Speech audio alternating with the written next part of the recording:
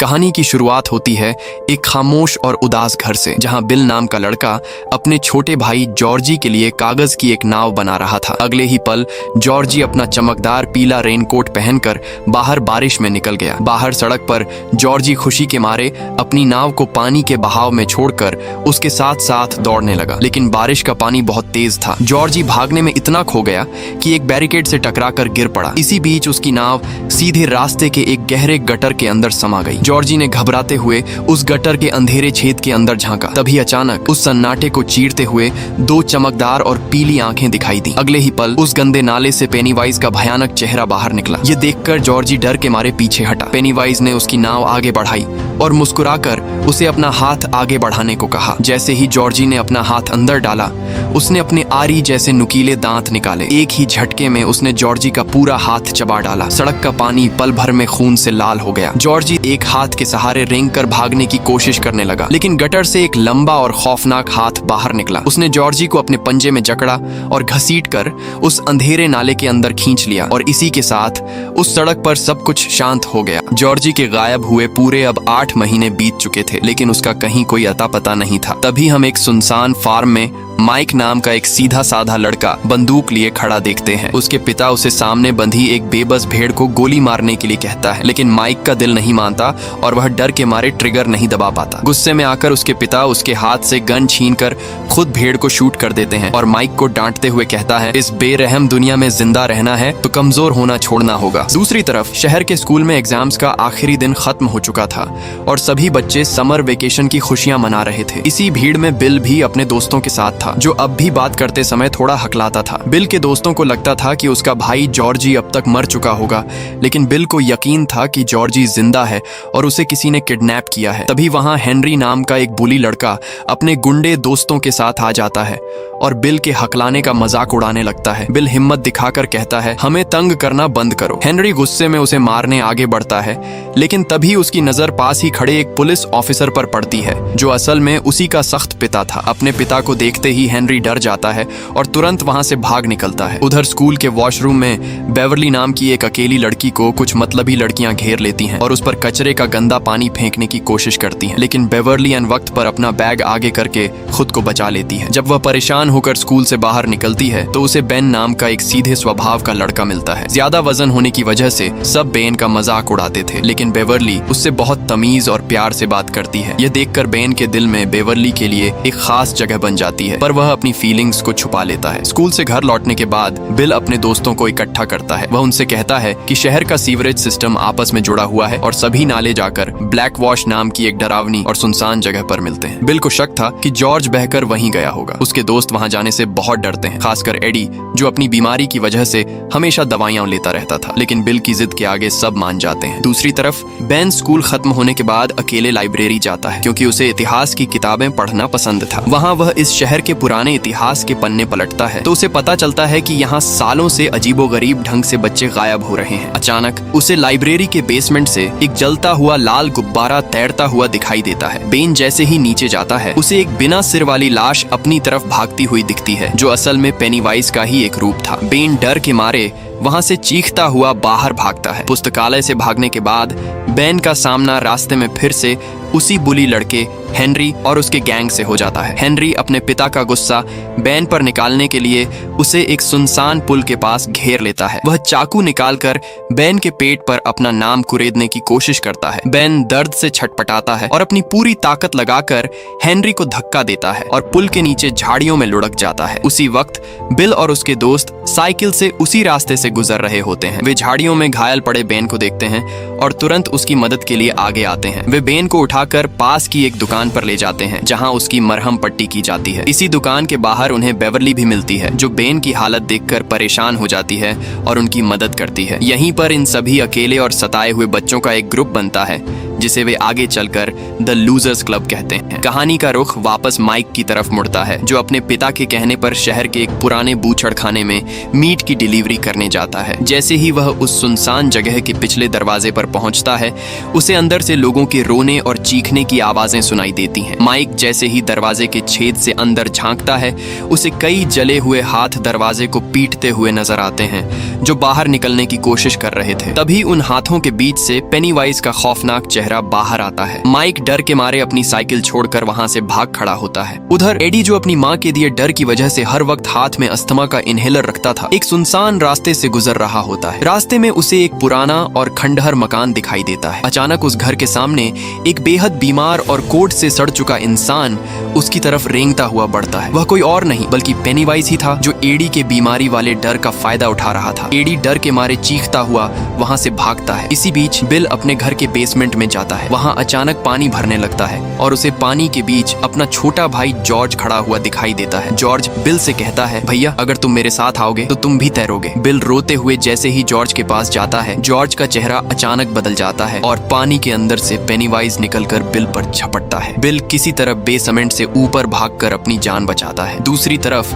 Beverly अपने घर के बाथरूम में सिंक के पास खड़ी होती है। अचानक उसे सिंक के पाइप के अंदर से बच्चों के फुसफुसाने और रोने की आवाजें आती हैं। वह जैसे ही सिंक के छेद के पास जाकर देखती है, उसमें से ढेर सारे बाल निकलते हैं जो बेवर्ली का गला और हाथ जकड़ लेते हैं। इससे पहले कि वह कुछ समझ पाती, सिंक के अंदर से खून का एक बहुत तेज फव्वारा छूटता है, जिससे पूरा बाथरूम फर्श से लेकर छत तक खून से सन जाता है। बेवर्ली की चीख निकल जाती है। बेवर्ली की चीख सुनकर उसके पिता बाथरूम में आते हैं, लेकिन अजीब बात यह थी कि उन्हें वहां फैला हुआ खून बिल्कुल दिखाई नहीं देता। बेवर्ली समझ जाती है कि यह कोई आम मुसीबत नहीं है। वह तुरंत बिल और उसके दोस्तों को अपने घर बुलाती है। चौंकाने वाली बात यह थी कि उन सभी बच्चों को वह खून साफ साफ दिख रहा था। वे सब मिलकर बेवर्ली के बाथरूम को साफ करते हैं और समझ जाते हैं कि पूरे शहर में जो बच्चे गायब हो रहे हैं उसके पीछे कोई एक ही साया है। सभी बच्चे मिलकर बेन के गैराज में इकट्ठा होते हैं, जहां बेन शहर के इतिहास से जुड़ी कुछ पुरानी तस्वीरें और नक्शे दिखाता है। वे नोटिस करते हैं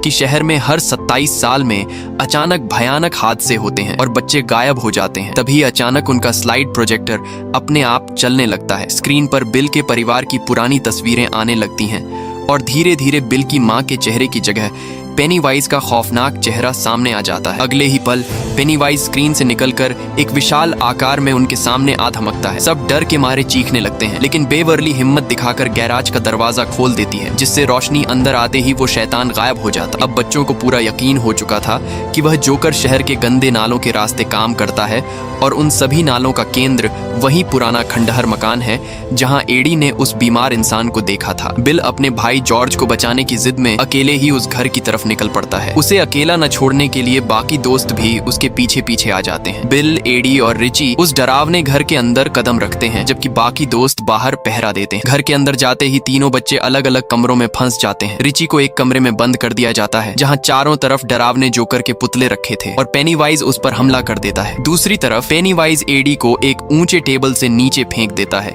जिससे एडी का हाथ टूट जाता है। पेनीवाइज जैसे ही एडी को खाने के लिए अपना खौफनाक मुंह खोलता है, तभी बिल और रिची दरवाजा तोड़कर अंदर आ जाते हैं। उनके पीछे बेवर्ली और बाकी दोस्त भी डंडे और लोहे की रॉड लेकर अंदर घुस आते हैं। बेवर्ली बिना डरे पेनीवाइज के चेहरे पर एक नुकीली रॉड दे मारती है। जख्मी होते ही पेनीवाइज समझ जाता है कि ये बच्चे अब उससे डर नहीं रहे हैं और वह तुरंत वहां बने एक गहरे कुएं के रास्ते नीचे नाले में गायब हो जाता है। खंडहर मकान से बाहर आने के बाद एडी की मां गुस्से में वहां पहुंचती है। अपने बेटे का टूटा हुआ हाथ देखकर वह बहुत भड़क जाती है और बिल के पूरे ग्रुप को अपने बेटे से दूर रहने की चेतावनी देती है। एडी के जाने के बाद बाकी दोस्तों के बीच भी बहस हो जाती है। रिची चिल्लाकर कहता है कि वह एक मरे हुए बच्चे के लिए अपनी जान दांव पर नहीं लगा सकता। बिल और रिची के बीच हाथापाई हो जाती है, जिससे उनका यह लूजर्स क्लब पूरी तरह बिखर जाता है। अगले कुछ हफ्तों तक कोई एक दूसरे से बात नहीं करता। इसी बीच बुली लड़का हेनरी पूरी तरह साइको हो चुका था। वह अपने पिता के टॉर्चर से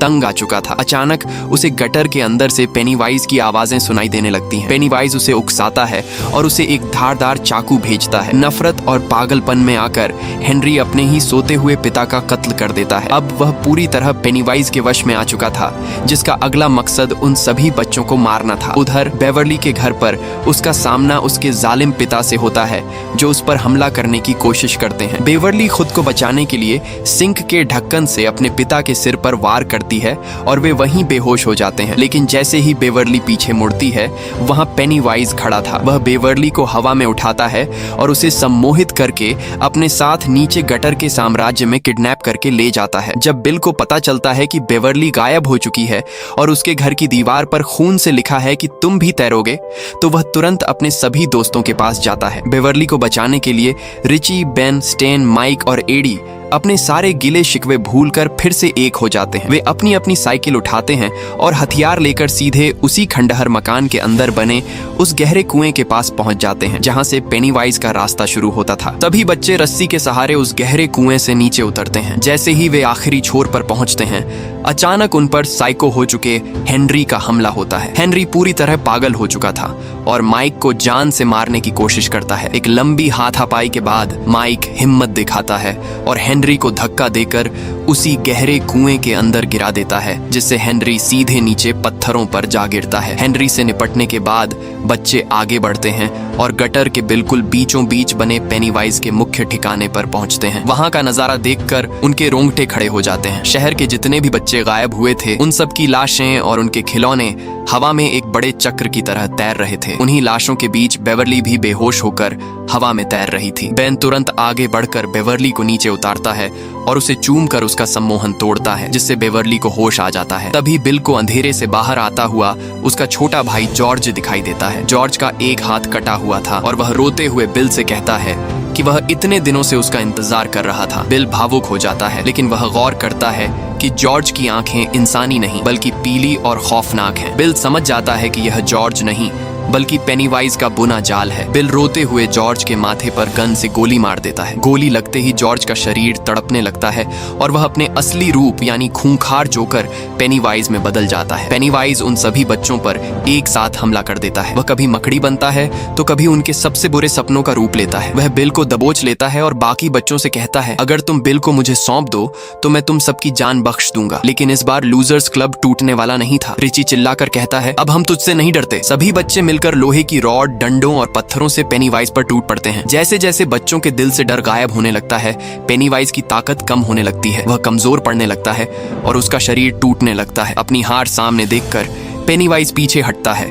और गटर के गहरे अनंत गड्ढे के अंदर गिरकर गायब हो जाता है। इस सब के बाद हवा में तैरते हुए सभी मासूम बच्चों के शव धीरे धीरे जमीन पर आ जाते हैं। बिल को वहीं मलबे में जॉर्ज का वो खून से सना पीला रेनकोट मिलता है। बिल उसे गले से लगाकर फूट फूट कर रोने लगता है और उसके सभी दोस्त उसे गले लगा लेते हैं। उन्हें तसल्ली थी कि उन्होंने इस शहर को उस भयानक शैतान से बचा लिया है। कुछ दिनों बाद सभी 7 बच्चे एक सुनसान मैदान में हाथ पकड़कर एक घेरा बनाते हैं। वे अपने हाथों पर कांच से एक छोटा सा कट लगाते हैं और खून का संजोग बनाकर एक कसम खाते हैं, अगर 27 साल बाद यह शैतान इस शहर में दोबारा वापस आया तो हम सब भी अपने सारे काम छोड़कर इस शहर में वापस आएंगे और इसे हमेशा के लिए खत्म कर देंगे। इसके बाद सभी दोस्त मुस्कुराकर अपने अपने रास्तों पर निकल जाते हैं और इसी के साथ IT चैप्टर 1 की यह खौफनाक कहानी यहीं खत्म होती है।